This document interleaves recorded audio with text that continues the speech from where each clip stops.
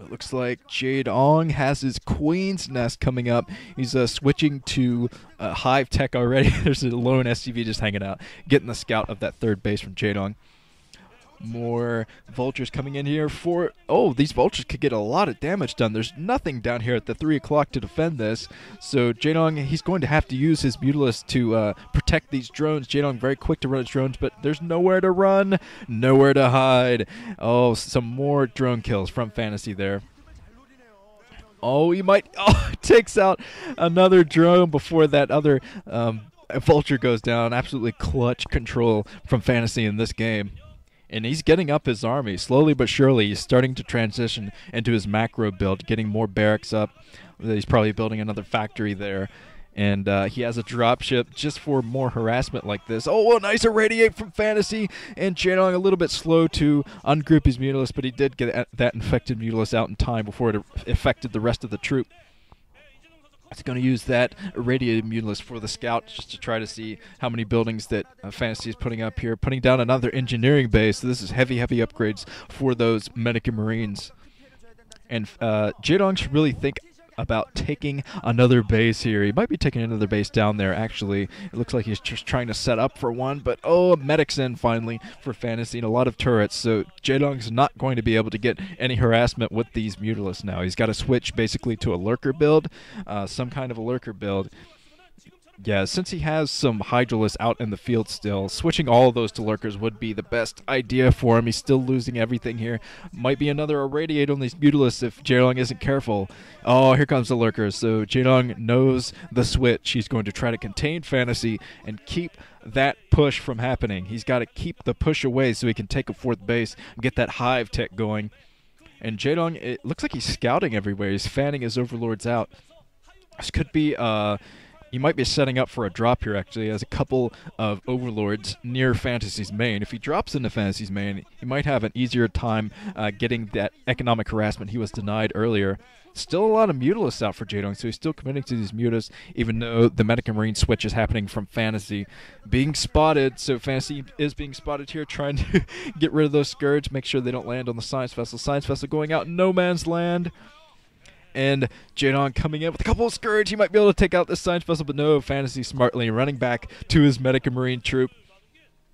And now he knows that siege tanks are in the area, so he's got to slowly back up with those lurkers. He's getting his Defiler tech out. So, yeah, he's just got to keep that push away. Fantasy is going to be able to get up enough barracks to make this a really scary push soon. So, Jaedong, hopefully he's getting more lurkers out. He's going out with a couple Scourge, not able to take out the Science Vessel again. Still with a lot of mutas here. This is a very interesting versus Terran strategy from Jaedong.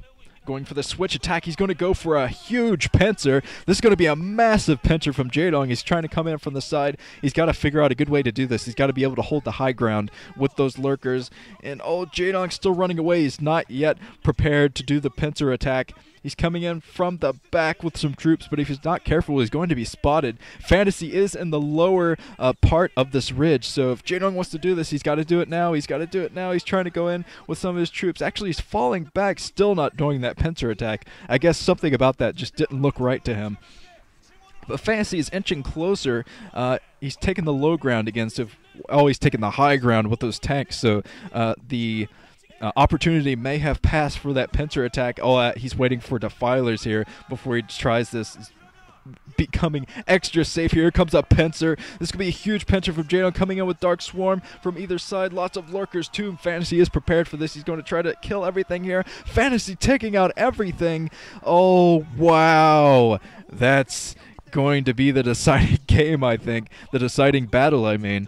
Because every tank survived, I believe. And now Fantasy is pushing into that third base. Jaedong being completely melted, trying to go for a counterattack. Fantasy's macros completely kicked in. So these defilers aren't going to get much done.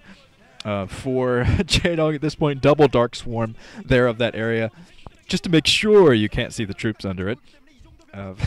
Double the Dark Swarm, double the defense. But yes, Jaedong is really in trouble right now since he devoted just to 3 bases. He's going for his 4th, but that's going to be spotted soon enough. It is spotted by Fantasy. Fantasy knows about it already. He must have scanned that location. Yeah, Fantasy is slowly pushing into the natural expansion of Jaedong's. He's kind of falling back just to take out another base for Jaedong. Science Vessel finally going down there. Another Science Vessel gets half health there. And yes, things are not looking good for Jaedong. He tackled Fantasy's troops when they were on the high ground, and that just really, really didn't work out for him. Especially he didn't get much done in the way of Dark Swarms. He Dark Swarmed before he did the pincer attack, but he didn't Dark Swarm into the tanks or anything. Make sure that these Zerglings would be able to come up and tackle those tanks. More irradiates of the Scourge. This is insane from Fantasy. He's coming in with a huge army. And now this is when Fantasy's macro really, really kicks in. He's losing some of his medic marines to the lurkers. It's good that Jaedong is finally going for lurkers. Looking at that first game of the Pro League Finals, the first round of the Pro League Finals, yeah, the lack of lurkers really hurt Jaedong there. Even though he went for a lot of Ultralists, he wasn't able to support it. Lurkers cost a lot less than Ultralists. Well, not a lot less, but they cost less, and you're able to get more of them out. Fantasy losing a lot of troops, but he has troops of his own in here, just frying everything that Jaedong has. Jaedong, just a pool of blood. That is Jaedong in this game, just a pool of blood, and now some Fire Bats coming out to deal with the Dark Swarmed troops. Jaedong is going to try to do another pincer attack of the troops down here. Looks like he might actually be able to do this. He's coming in, even though there are science vessels in, he has Zerglings coming down. Nerdy fangirls getting all excited, but now Fantasy, it looks like he's going for a drop. He's going to be able to see that 10 o'clock, so he's going to take out another base here from Jaedong, just dropping everything there. The medic can't do much, but it can watch the drone get destroyed. Awesome. But now Fantasy is going to drop into the main, I suspect. I don't think Jaedong will be able to get out Scourge in time to take that down. Whew. Yes, Fantasy is going to be able to take another base, no problem. He has plenty of tanks, plenty of Medica Marines. He has more Marines to pick off that drone that was going to try to do another attack. Now Fantasy is into the main. He's going to be able to take out all these Zerglings. The Zerglings all go down, so Fantasy is in here. He's going to try to pick off the spawning pool. Oh no, this could be it for Jaedong. Jaedong, not sure what he's doing at this point. He's going for counter attacks, but he's running very low on troops. He's going to try to take out another base from Fantasy. But Fantasy, he's working off of two bases very comfortably. He's going to get out that third because he just has troops everywhere. He's going to have a huge defensive grid around that new base very soon. And he's still in here going to pick off the extractor. Come on, focus fire on the spawning pool.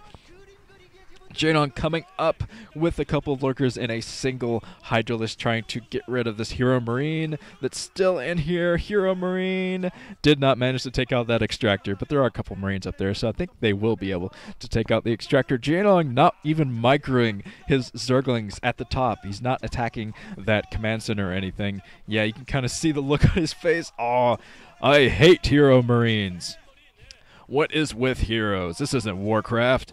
But yes, the Marines, even though they're being completely ripped into by the lurkers, it doesn't matter. Fantasy is dropping even more troops into the main. He's going to be able to take out that spawning pool, no problem. Another scan there. Scourge take out the dropship, but the dropship did its job. Dropping into the base here, going to take out those upgrades, and Jaedong going out with a very small Zergling heavy troop here. He's running low on gas, so he's got to keep a lot of Zerglings out. But yeah, just all of these Zerglings melting to the force from Fantasy. GG from Jaedong. Oh no.